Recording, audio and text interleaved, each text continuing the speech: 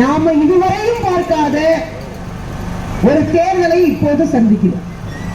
ஆளுகிற கட்சியோடு ஒரு லெட்டர் பேடு கட்சி போட்டி போடுகிறது. அந்த லெட்டர் பேடு நெஞ்சமத்தை கருத்து முறையும் காட்டிக் கொண்டிருக்கிறது. பெரிய அதிசயம் என்ன அப்படின்னா, இதுவரை ஒரு வார்டு மெம்பரா கூட ஜெயிக்க ஒத்தற்ற நாம் தமிழர் சீமான் கும்பல் இன்றைக்கு சரை முழுக்கேறிட்டு இன்னைக்கு ஈரோட்டு வீதிகளிலே வந்து பேசுகிறார்கள். குறிப்பாக பெரியாரை பற்றி எனக்கு என்ன கவலை தெரியுங்களா?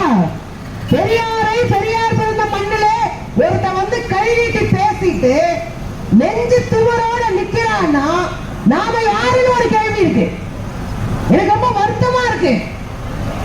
பெரியாரை பற்றி கேள்வி கேட்டா நாங்க சென்னையில இருந்து இங்க வந்து நிற்போம். நேற்று சிங்கள ஒரு அண்ணா பெரியாரை பற்றி கேள்வி கேட்டதுக்கு எதிராக நோட்டீஸ் கொடுக்கிறாரு. இந்த தேர்தல் தமிழ்நாட்டில் இருக்கிற மக்களுக்கும் அரசியலை வைத்து பிழைப்பு நடத்துகிற கூட்டத்திற்குமான தேர்தல் என்பதை நம்ம ஞாபகம் வச்சுக்கணும்.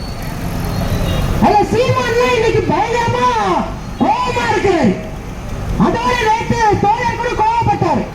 வெங்காயம் என்னவா பெரியார் பக்கத்தில் இருந்தது வெங்காயம். நீங்க என்ன என் மேல வெங்காயத்தை தூக்கி போடுங்க, நான் வெடிகுண்டை தூக்கி போடுறேன் அப்படின்னாரு. முதல்ல தேர்தல் ஆணையம் புடிச்சு உள்ள போட்டிருக்கணும். ரெண்டாவது பல்ல தட்டி வீட்டுக்கு அனுப்பி இருக்கணும். இது ரெண்டும் நடக்கல. ஆனா திருட்டு சீமானை பார்த்து நான் ஒரே ஒரு கேள்வி கேட்கிறேன். எங்க ஊர்ல எல்லாம் எனக்கு அவ்வளவு சீனே கிடையாது, உங்களுக்கு அவ்வளவு சீனு கிடையாது, வெடிகுண்டு தூக்கி போற அளவுக்கு நீ ஆளும் கிடையாது. நான் உங்களுக்கு நல்லா தெரியும். நம்ம வீட்டுக்குள்ள எலி நாலா பக்கமும் ஓடிச்சுன்னு வச்சுக்கோங்க, துணிய கடிக்கும், சேர கடிக்கும், வயர கடிக்கும். அந்த எலி என்ன பண்ணுவான்? AK-47 தூக்கிட்டு வந்தா சுடுவான். நல்ல கட்ட விளக்கமாறு இருக்கும்ல, அந்த கட்ட விளக்கமாறு எடுத்து வந்து எலிய நாலு அட்டி அடிச்சா எலி செத்து போகும். தமிழ்நாட்டினுடைய அரசியலே சீமானா ஒரு செத்த எலிதான். அதனால அது பருப்பு இங்க மேகாது. ஒரு விஷயம் புரிஞ்சுக்க வேண்டியிருக்கு. ஏன் சீமான் பெரியாரை தொடரும்? ஏன் சீமான் பெரியாரை கையில் எடுக்கணும்? ஏனென்றால் பெரியார் ஆரிய பார்ப்பனியத்துக்கு எதிராக சம செய்தவர். ஏன் பெரியார் எடுக்கணும்? சாதிக்கு எதிராக நின்றவர் பெரியார். மத அடிமைத்தனத்திற்கு எதிராக நின்றவர் பெரியார். பெண் அடிமைத்தனத்திற்கு எதிராக நின்றவர் பெரியார். இன்னும் சொல்ல போனா திராவிடத்தினுடைய பெயரால எல்லா மக்களையும் ஆரிய பார்ப்பனியத்துக்கு எதிராக ஒன்று திரட்டியவர் பெரியார். அதனால பார்ப்பனிய ஒரு திட்டம் போட்டுச்சு. பெரியாரை போன்றோரை வீழ்த்தினால் தமிழ்நாட்டை உடைச்சிடலாம், சாதியா உடைக்கலாம், மதமா உடைக்கலாம், இனமா உடைக்கலாம். எனவே தமிழ்நாட்டுக்குள்ள உடைக்கிறதுக்கு ஒரு புல்லுரிமையை தேடிச்சு. காலம் காலமாக இப்படியான முதுகுல குத்துற அயோக்கியர்கள் அரசியல் இருப்பான். இப்ப நம்ம சமகாலத்தில் பார்ப்பன சங்கிகளால் கொம்பு செய்யப்படப்பட்ட ஒரு மாட்டு மூல ஆள் யாருன்னா சீமான். இந்த சீமானுக்கான அரசியலை தெளிவா புரிஞ்சுக்கணும்.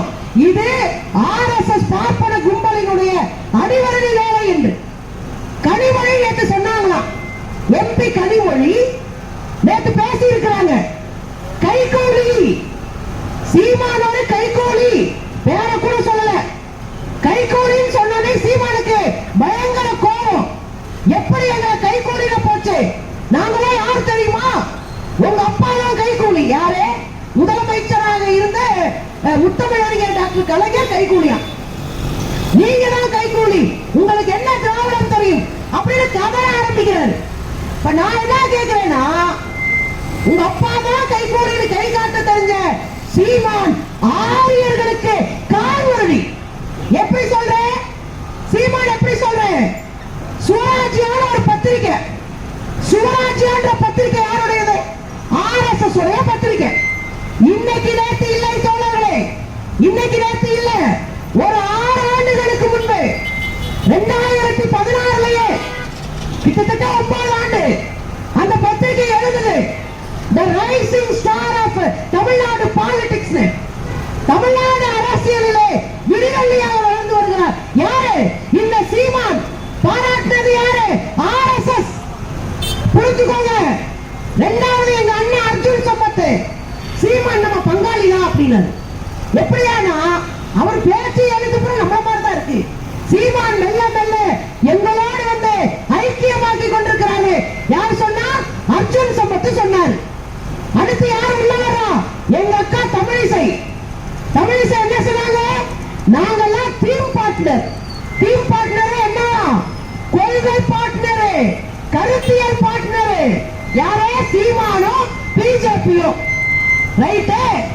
அதுக்கப்புறம் பாத்தீங்கன்னா பாண்டே, ரங்கராஜ் பாண்டே ஓடி வராரு. சீமானுக்கு ஒண்ணு முனை துடிச்சு போய் ஓடி வராரு.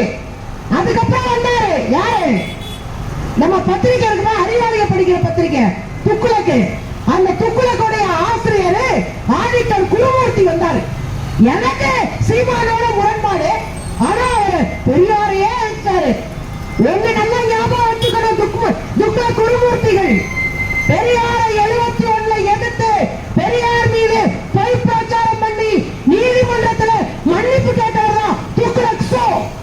இந்த கும்பலுடைய நோக்கம் என்ன?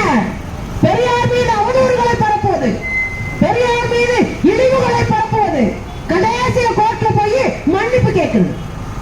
பெரியாரை ஏன் கோபப்படுறான்? பெரியார் மேல என்ன கடுப்பு?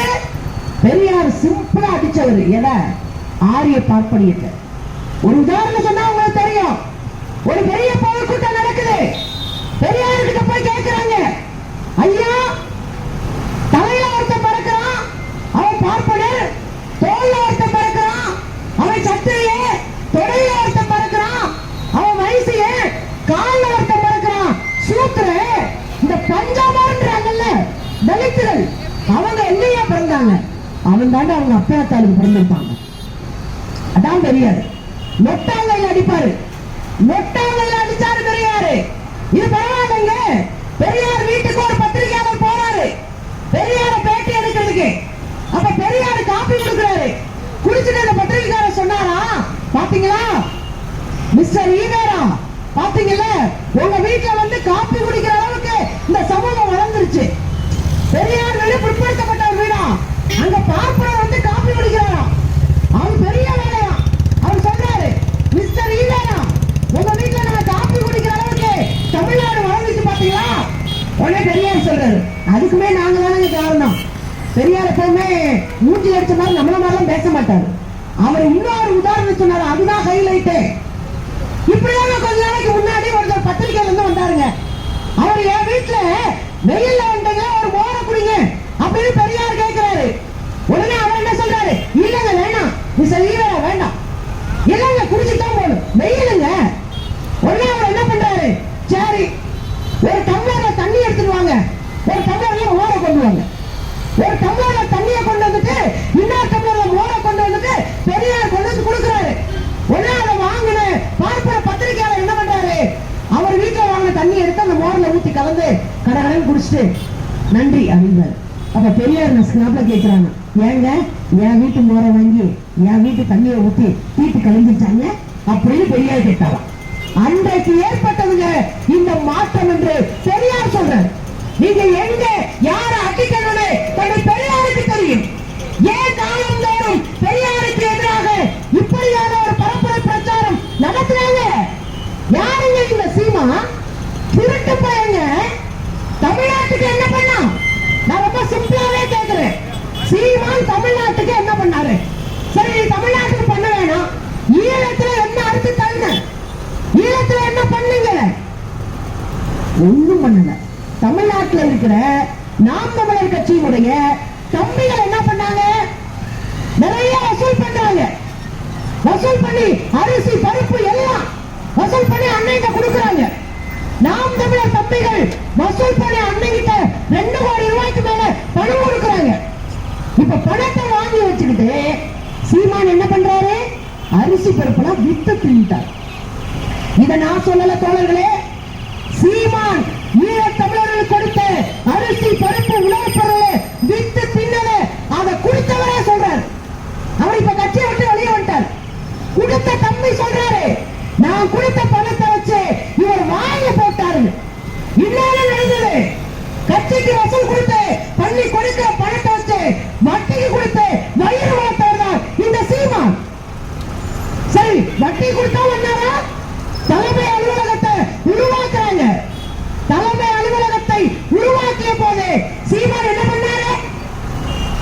பண்ணி கொடுக்கிற காசை கொண்டு போய் பினாமி பேர்ல வீடு வாங்குறாரு இல்லையா?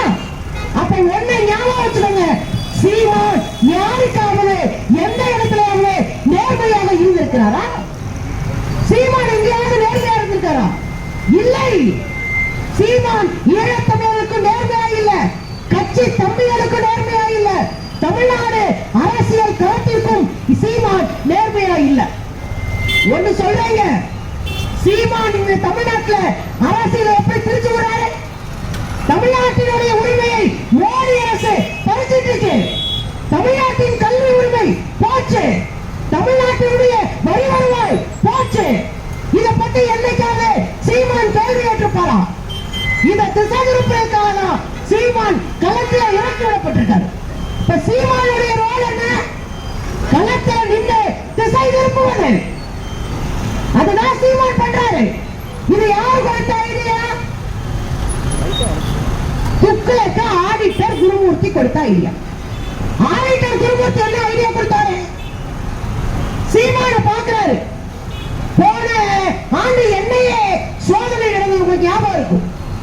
எண்ணெய சோதனை முடிஞ்ச உடனே சீமானுடைய கட்சி முடக்கப்படுறதா இருந்தது, மூணு விழாவா இருந்தது.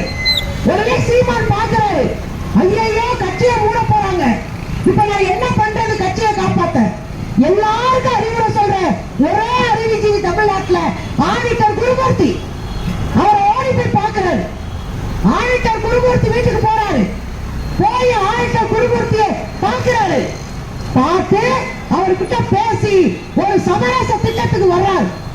அதனுடைய அடிப்படையில நான் உங்களுக்கு கோடிக்கணக்கான ரூபாய் இறக்குறோம், துணை முதலமைச்சர் பதவி தர்றோம். நேற்று கூட அக்கம் பேசினாரு. சீமான் பேசுறது என்னது? எனக்கு துணை முதலமைச்சர் தர்றோம்னு சொன்னாங்க. அதைத்தான் சொல்றாரு.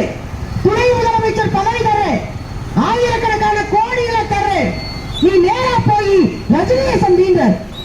இந்த ரஜினி யாரு? நேற்று வரையும் கன்னட நடிகரான் இவருக்கு.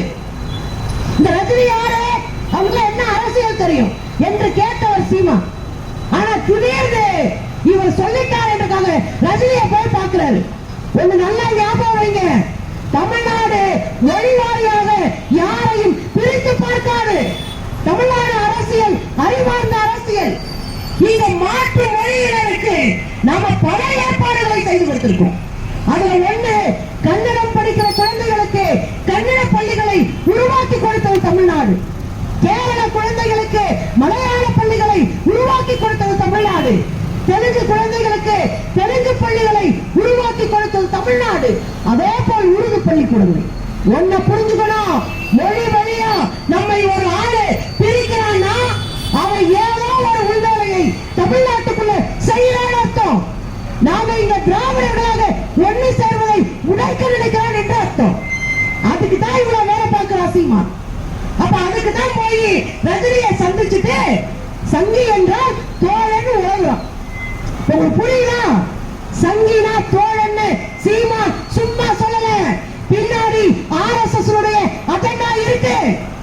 அதுக்கப்புறம் நான் அரசியல்ல சூப்பர் ஸ்டார், ரஜினி திரைப்படத்துல சூப்பர் ஸ்டார் தான். வெக்கமா இல்ல? நான் கேட்கிறேன், கொஞ்சம் கூட கூச்சம் மானம் வெக்கம் சூடு ஏதாவது இருக்கா சீமானுக்கு? அரசியல்ல நிதானமும் அரசியல்ல அறிவும் தேவை. அது எதுவுமே இல்லையா சீமானுக்கு? அதுக்கப்புறம் தான் சீமானுடைய அரசியல் பெரியாரியை எதிர்ப்பு காத்த நிக்குது. நாம நினைப்போம் என்ன தெரியுது, பெரியார இருக்கிறாரு. இதுதான் RSS அரசியல். RSS பெரியாரை எதிர்க்க சீமான் அனுப்பி இருக்கு. இப்ப சீமான் பெரியாரை எதிர்ப்பாரு.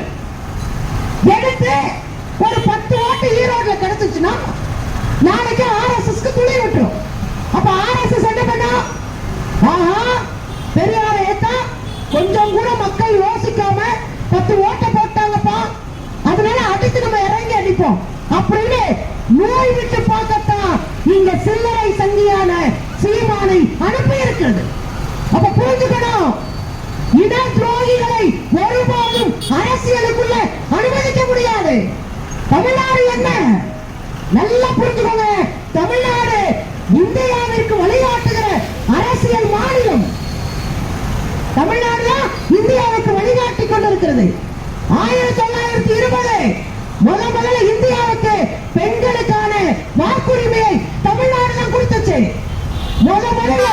1920 சத்துணவு கொடுத்து இலவசமான கல்வியை தமிழ்நாடு தான் கொடுத்தது.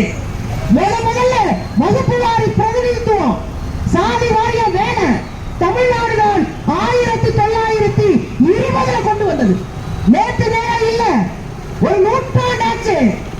அதை உடைக்க ஒரு கூட்டம் சதி செய்து கொண்டிருக்கிறது.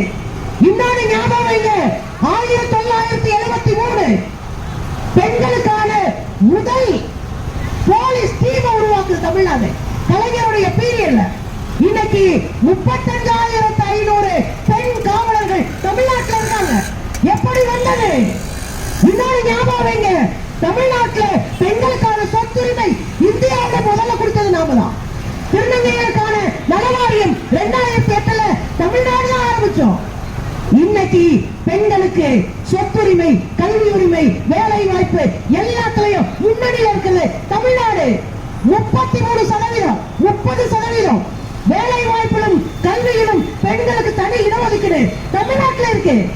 தமிழ்நாட்டில் தான் முத உள்ளாட்சியில 33% இடஒதுக்கீடு கொடுத்தோம். அதனாலதான் சென்னை, கோயம்புத்தூர், செங்கல்பட்டு, தாம்பரம், மதுரை போன்ற மிக முக்கியமான நகரங்கள்ல பெண்கள் மேல இருக்காங்க. இப்ப புரியுதா ஏன் கதறான்? ஏன் சீமான் கதறான்? ஏன் காசை களவாணித்தனம் பண்ணிட்டு கதறிட்டு இருக்கான் சீமான்? ஏன் போட்டோ வச்சு போர்ஜரி பண்றான்? தமிழ்நாட்டினுடைய முற்போக்கு அரசியலை உடைக்கிறதா சீமானுடைய அரசியல். இதுக்கு விடலாமா? இதை விட்டு வேடிக்கை பார்க்கலாமா? நான் ஈரோட்டு மக்கள்கிட்ட கேட்கிறேன். தந்தை பெரியார் சொன்னாரு, பெண் குழந்தைகளை பார்த்து அம்மா நீ வாத்தியாரா வரணும், அம்மா நீ பெரிய பெரிய மருத்துவரா வரணும், நீதிபதியா வரணும், ஏரோப்ளைன் ஓட்டணும் சொன்ன பெரியாரை நீ மண்ணுன்ற, சொன்ன பெரியாரை தட்டின்ற, சொன்ன பெரியாரை பைத்தியக்காரன்ற. மனசு கொதிக்குதுங்க, மனசு கொதிக்குது. சுந்தரவல்லி ஒரு சாதாரண ஒரு பின்னாடி பின்தங்கிய ஒரு கிராமத்துல பிறந்தவர். இன்னைக்கு வாத்தியாரா, காலேஜ் வாத்தியாரா, டாக்டரேட் முடிச்சுட்டு இங்க நான் நிக்கிறேன். எப்படி நிக்கிறேன்? பெரியார் அன்னைக்கு போட்ட, அன்னைக்கு இப்போ போட்ட விலை இன்னைக்கு ஆலமரமா நான் நிக்கிறேன். உசிலம்பட்டி மாதிரியா பின்தங்கிய பகுதியில் பிறந்துட்டு இன்னைக்கு இங்க நிக்கிறேன்னா என்ன அர்த்தம்? பெரியார் போட்ட விலை, கலைஞர் எடுத்து வைத்து வளர்த்த சரி நாங்கெல்லாம். இன்னைக்கு கூச்சம் இல்லாம தமிழ்நாடு ஒண்ணு ஞாபகம் வைங்க மக்கா, ஒரு உண்மையா புரிஞ்சுக்கணும். சீமானுடைய நோக்கம் என்னன்னு சீமான் பேசின ஆடியோ வெளியே வந்திருக்கு. சீமானுடைய நோக்கம் என்னன்னு சாட்டை துறைவரோட ஒரு பையன், அவன் சீமானுடைய பங்காளி, சீமான் கூடவே இருப்பான். ஒரு ஆடியோ வெளியே வந்திருக்கு. பிஜேபி காரனும் சீமானுடைய தம்பியும் பேசுறாங்க. அப்ப பிஜேபி கார சூர்யா கேட்கிறாரு, திருச்சி சூர்யா, ஆமா எங்களவே திட்டங்களே நாம் தமிழரே. அப்ப நாம் தமிழர் கட்சிக்கார தம்பி சொல்றான், அண்ணே எங்களுக்கு அஜெண்டா உங்களை திட்டது இல்லண்ணே, அண்ணே எங்களுக்கு அஜெண்டா உங்களை அடிக்கிறது இல்லண்ணே, அண்ணே எங்களுக்கு அஜெண்டா உங்களோட எந்த பஞ்சாயத்தும் இல்லண்ணே. யாரோட? பிஜேபியோட பஞ்சாயத்து இல்லையா? கல்விக்காக பணம் கொடுறான்னா நீங்க புதிய கல்விக் கொள்கையை ஏற்றுனாதான் ஏத்துக்கிட்டாதான் உங்களுக்கு பணம்ன்றான். நாங்க அரசு மருத்துவக் கல்லூரியை ஓபன் பண்ணுவோம்யா, 6 மருத்துவக் கல்லூரிக்கு எங்களுக்கு வாய்ப்பு கொடுங்கன்னு கேட்கிறோம். ஆனா அவங்க சொல்றாங்க அதெல்லாம் கிடையாது, மருத்துவக் கல்லூரிக்கு வாய்ப்பு கொடுக்க மாட்டோம், உங்களுக்கு அனுமதி கொடுக்க மாட்டோம். இதை கேட்க மாட்டாரு. இதை செய்யற மோடி எடுத்து சீமான் பேச மாட்டான். ஆனா யாரை எடுத்து பேசுவான்? இதெல்லாம் செய்யற திமுக எடுத்து பேசுவான். இதை நான் சொல்லல, அவனே சொல்லி இருக்கிறான். எங்க அண்ணன் ஒரே அடி அடிச்சு திமுக மட்டும்தான் அடிக்கணும் இருக்காரு. யாரே? சீமான். இந்த சில்ற சீமானுடைய வேலை என்னன்னா தமிழ்நாட்டை சுரண்டுகிற, தமிழ்நாட்டை கலவர பூமியாக மாற்ற நினைக்கிற, தமிழ்நாட்டினுடைய அத்தனை உரிமைகளையும் பறிக்க நினைக்கிற RSS பிஜேபி சங்க பரிவார் கும்பல கேள்வி கேட்கிறத விட்டுட்டு தமிழ்நாட்டினுடைய அரசை கேள்வி கேட்பன்னு சொல்ற அயோக்கியம் இருந்தால் சீமானுடைய அரசியல் தோழர்களை புரிஞ்சுக்கோங்க, புரிஞ்சுக்கோங்க. ஏற்கனவே நாலாபுரமும் தமிழ்நாட்டை எதிரிய சொல்றான், கல்வியை காலி பண்றான். சுந்தரவல்லியோ இங்க இருக்கிற தோழர்களே எதிர்த்து கேள்வி கேட்கறதுக்கு காரணம் என்ன? அறிவை கொடுக்கும். அறிவே யோசிக்கும். யோசிச்சா பகுத்தறிவு வளரும். பகுத்தறிவு வளர்ந்தா அதிகாரத்தை நோக்கி கேள்வி கேட்போம். இந்த அதிகாரத்தை நோக்கி கேள்வி கேட்கிறது படிப்பு தருதுன்னா புதிய கல்விக் கொள்கையை கொண்டு வந்து இதெல்லாம் பள்ளிக்கூடத்துக்குள்ளே வராதது நம்ம பிள்ளைகளை வெளியே தள்ளுறோம். இதை எடுத்து அரசு போராடிட்டு இருக்கு. ஆனா சீமான்ற ஒரு திருட்டு பையன் உள்ள வந்து உழைப்பிட்டு இருக்கான். நியாயமா? நான் கேட்கிறேன், சீமானை போன்ற திருடர்கள் தமிழ்நாட்டு அரசியல்ல நிக்கலாமா? இந்த திருடர்களை தமிழ்நாட்டிலிருந்து அப்புறப்படுத்துவது நம்ம அரசியல் இல்லையா? தமிழ்நாட்டின் உரிமைகள் பறிபோவதை வேடிக்கை பார்த்துட்டு RSS பிஜேபி போன்ற எலும்புக்கு மாலாட்டிட்டு கூச்சமே இல்லாம நெஞ்ச நிமித்திக்கிட்டு ஒரு கேடுகட்ட சில்லறை அரசியல் பண்ற சீமான் ஈரோட்ல முதல் நிக்கலாமா? நான் கேட்கிறேன், நிக்கலாமா? தந்தை பெரியார் நடந்த மண் இது. பொப்பாப்பிளைய படிக்கலோடு உத்தரவிட்ட மண்ணது. தஞ்சாவூர்ல போயிட்டு இருக்காரு பெரியார். தஞ்சாவூர்ல கார்ல போயிட்டு இருக்காரு. ஒரு 5-6 பொம்பளை பிள்ளைய யூனிஃபார்மோட போகுதுங்க. பெரியார் பாக்குறாரு. பட்டுன்னு வண்டியை நிறுத்த சொல்றாரு. வண்டியை நிறுத்து, வண்டியை நிறுத்து, ஜன்னல இறக்கு. காரு கண்ண ஜன்னல இறக்கி விடுறாங்க. உடனே பெரியார் அப்படியே பார்த்துட்டு கண்ணீர் வருதான், கைதட்டி சிரிக்கிறாராம். ஆஹா, நான் வாழ்ந்த காலத்திலே என் பிள்ளைங்க எல்லாம் பள்ளிக்கூடத்துக்கு போக ஆரம்பிச்சுட்டு தமிழ்நாடு வளர்ந்துரும் வளர்ந்துரும் வளர்ந்துரும் சந்தோஷப்பட்டவரியா? அவர் அசியப்படுத்திட்டு இருக்கா ஒருத்தன், அவரை கேவலப்படுத்திட்டு இருக்கா ஒருத்தன், அவருடைய அரசியலை இன்னும் இழிவுபடுத்திட்டு இருக்கா ஒருத்தன். ஆனா இங்க வந்து ஈரோட்ல நின்று நாங்கெல்லாம் பெரியார சொல்லி நீ எல்லாம் ஓட்டு கேட்பியா அப்படின்னா எங்களை பார்த்து கேட்கிறோம். பெரியார சொல்லி ஓட்டு கேட்டுருவியா? விஜயலட்சுமிக்குள்ள இப்படி தகராறாகியே நீ வெக்கம் இல்லாம ஓட்டு கேட்கிற.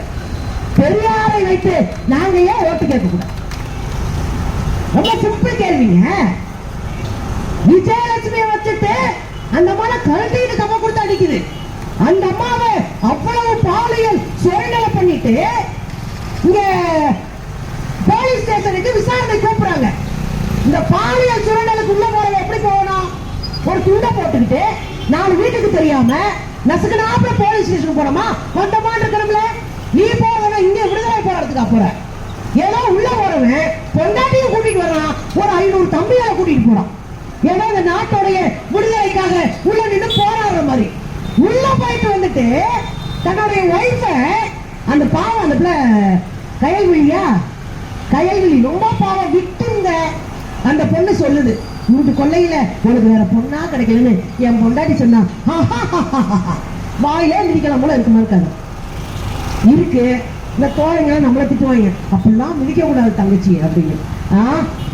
பொண்டாட்டியை கூட்டு போய் உட்கார வச்சு ஒரு பாலியல் குற்றச்சாட்டு வழக்குல கொஞ்சமாவது வெட்கம் மான இருக்க வேணாம்? அந்த பொண்ணு எவ்வளவு மன வருத்தத்துல இருப்பானு தெரிய வேணாம்? திடீர்னு அந்த பொண்ணு தற்கொலை பண்ண முயற்சி பண்ணிருக்குங்க. நான் சொல்லல, கூட இருந்தவங்க கிளம்பி வெளியே வந்துட்டானே, கூடாரம் காத்தாடிட்டு இருக்கு. தினம் 500 பேர் வெளியே வர்றாங்களே. சீமானுடைய அரசியல் அஸ்தமிச்சு போச்சு. சீமானுடைய கூடாரம் காலியா போச்சு. வருமானத்துக்கு வழியில வந்து RSS உடைய காலி அறையில் உட்கார்ந்திருக்கோம். சீமான் கூச்சமே இல்லாம பொண்டாட்டி மருந்து குடிச்சிட்டாங்க. கயல்விழி என்னையானா இந்தால அப்படி அசிங்கம் பண்ணி வச்சிருக்கான். சொந்த பொண்டாட்டிய சொந்த இணையரை தன்மானத்தோடு நடத்த வக்கத்த சீமானெல்லாம் அரசியல் பேசலாமா? பெரியார பேசலாம்? கேட்கிறேன், பெரியார பேச சீமானுக்கு என்ன தகுதி இருக்குன்னு கேட்கிறேன். திருடலி திருடலி ஏன் ஈழத்துல வந்து செருப்பால் அடிச்சுடைய 10 நாள் ஈழத்துக்கு போனவர்களே, இந்த விஷயத்தை யாருக்கும் சொல்லாதீங்க, ரகசியமா சொல்றேன். ஈழத்துல போனவன் அங்கேயும் ஜோலியை காமிச்சிருக்கான். அங்க என்ன ஜோலியை காமிச்சிருக்கானா, அங்க உணவெல்லாம் கொடுக்கறதுக்கு ஒரு பெண் புலி வந்திருக்காங்க. பெண் புலி வந்தா மரியாதை மூடிக்கிட்டு உட்காந்து சாப்பிட்டு வந்துருக்கும்ல. அங்க போய் அந்த அம்மா கிட்ட கலாட்டா பண்ணிருக்கான். அந்த அம்மா கிட்ட கையை பிடிச்சிருக்கான். அந்த அம்மா வாயிலே 4 மிதி மிதிச்சு தலைவர்கிட்ட சொல்லவும், இங்க பாரு, எங்க ஊரா இருந்தா நேரம் சுட்டு புதைச்சிருப்போம், எங்க ஊரா இருந்தா சுட்டு புதைச்சுட்டு இருப்போம். இது நீ வெளியூருக்காரு, மரியாதை ஓடி போய் உசுரை காப்பாத்திக்க அப்படின்னு அனுப்பி விட்டதான் அங்க இருந்து ஓடி வந்திருக்கான். உங்களுக்கு புரியும்? பாலியல் குற்றவாளி, பாலியல் சுரண்டல்வாதி, பெண்களை இழிவாக பேசக்கூடிய ஒரு கேடு கட்டவன்.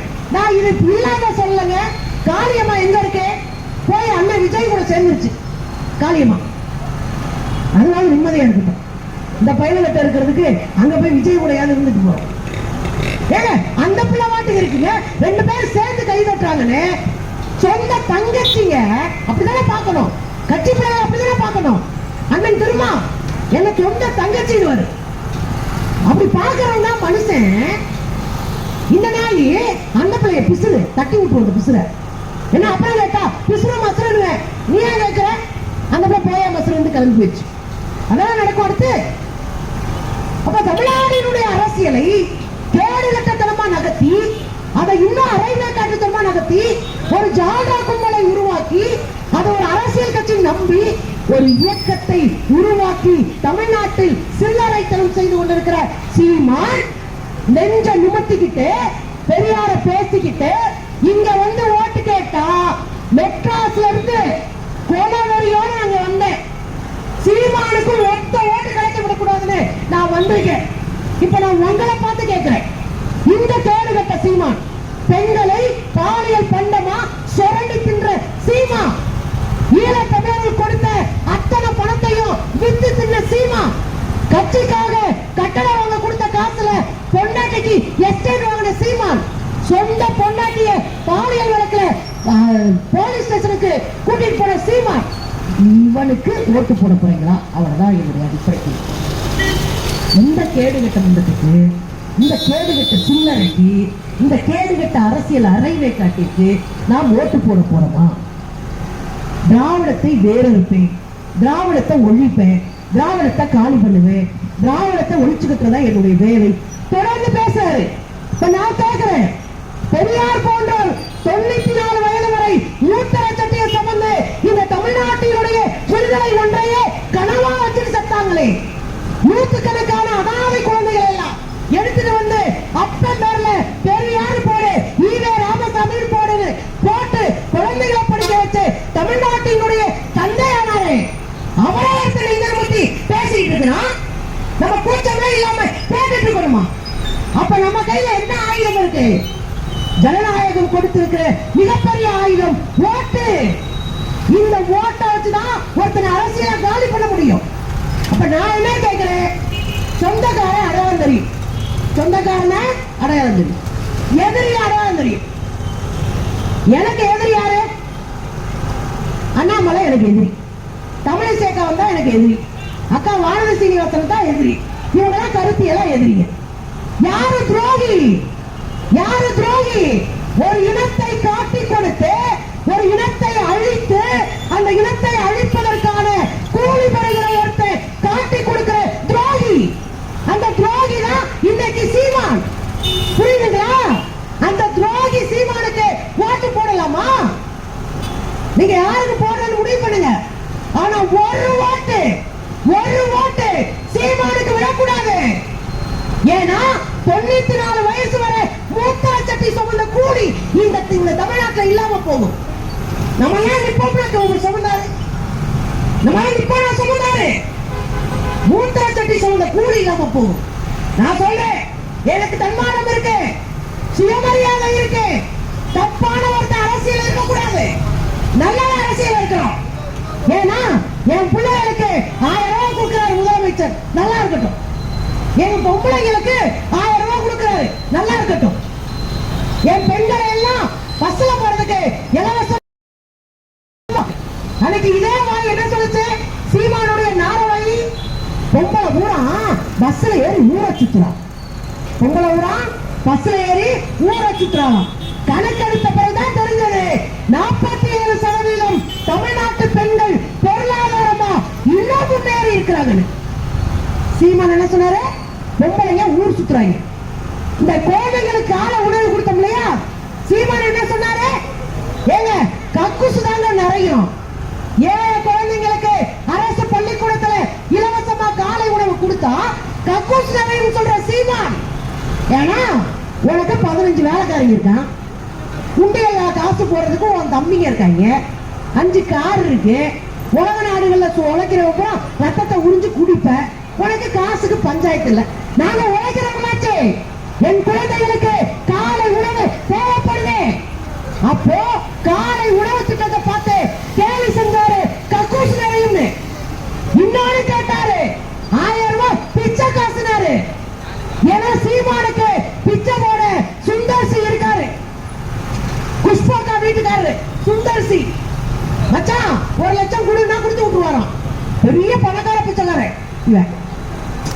பணக்கார பிச்சைக்காரன் என்ன அர்த்தம்னா 1 லட்சம் ரூபாய் பிச்சை எடுக்கிறாங்கல்ல, நம்ம ஊர்ல ஒத்தர வேலை கட்டிட்டு இருக்காங்க. இந்த பணக்கார பிச்சைக்காரன் 1000 ரூபாய் கொடுக்கறத பார்த்து 1/2 மணி நேரம் பேசுறான். இப்ப நான் கேட்கிறேன் தமிழ்நாட்டுல ஈரோடு கிழக்கு தொகுதியில நின்னுட்டு கேட்கிறேன் தோழர்களே, இது அரசியல் பூமி, இந்தியாவுக்கு வழிகாட்டணும். மிக்ஸி கிரைண்டர் ஜெயலலிதா கொடுத்தாங்க, கலைஞர் டிவி கொடுத்தாரு. ஏன் கொடுத்தோம்? எல்லாரும் வீட்டு தெருவில் கிடக்கட்டும்னா. உழைக்கிறவனுக்கு இந்த பொருள் மிகப்பெரிய உறுதியை கொடுக்கும். பொம்பளை பிள்ளைங்க அடிப்படையில கிடைக்காம வேலைக்கு போகட்டும். சுயமரியாதை பூமி தமிழ்நாடு. இதை உடைக்கணும்னு நினைக்குது இந்த கூட்டம். அதுக்கு விட்டு கொடுக்கலாமா? அப்ப தெளிவா யோசிங்க. உங்க ஒவ்வொரு ஓட்டம் மிக முக்கியமானது. சீமான் ஒரு சேலஞ்ச் பண்ணிருக்காரு. சீமான் என்ன சேலஞ்ச் பண்ணிருக்காரு? போன எலெக்ஷன்ல வாங்கின ஓட்டை விட ஒரு ஓட்டு சேர்த்து வாங்கினா திராவிடம் செத்து போச்சுன்னு ஒத்துக்கொண்ட போடுவோமா? இது அரசியல் களம் இல்ல, இது தன்மானத்துக்கான களமா நான் பார்க்கிறேன். பெரியார் பேரை சொல்லி ஒருத்த இழிவு செஞ்சு பெட்டியை திறந்தா ஒத்த ஓட்டு இருக்கக்கூடாது. நெஞ்சு அச்சம் இருக்கணும். தமிழ்நாட்டில் யாரை பற்றியும் அவதூறு பேசிட்டு எனக்கு என்னன்னு நான் போய் ஓட்டு கேட்பேன், போட்டு வாங்க அப்படின்னு நினைப்பே வரக்கூடாது. மக்களுக்கு செஞ்சாதான் ஓட்டு கிடைக்கும். மக்களை உயர்த்தி பிடிச்சாதான் ஓட்டு கிடைக்கும். மக்களுக்கு நல்ல சேவை ஓட்டு போடுவோம். இந்த மனநிலையை தமிழ்நாட்டில் உருவாக்கணும் தோழர்களே. தமிழ்நாட்டு மாடல் இன்றைக்கு இந்தியா மாடலா மாறுதுன்னா புதுசா ஒரு மாடலை சீமான் கொண்டு வர ட்ரை பண்றான். மனசுல வச்சுக்கோங்க, பெரியார முன்னாடி வைங்க. அந்த மூத்திர சட்டியை தூக்கிட்டு அந்த மனுஷன் எதையுமே எதிர்பார்க்காம எங்களை மாதிரி உங்களை மாதிரி சூத்திரர்களா இருந்தவங்கள, பெண்களை அடிமைகளா இருந்தவங்கள தூக்கிட்டு வந்து மேல நிப்பாட்டி நான் கூட இருக்கேன்டா வாடான்னு சொன்னவரு இன்னைக்கு இல்ல. அவரை காலம் தோறும் தூற்றக்கூடிய ஒரு பார்ப்பனிய கும்பல் வந்திருக்கு. கவனமா இருக்கணும் தோழர்களே. உங்கள் ஓட்டை சரியான இடத்துல போடுங்க. ஆனா சீமானுக்கு ஓட்டு இல்லை என்று நெஞ்ச நிமித்தி காட்டுங்க. அதுதான் ஈரோட்டினுடைய இடைத்தேர்தல் ரிசல்ட்டா இருக்கணும் தோழர்களே. நன்றி, வணக்கம்.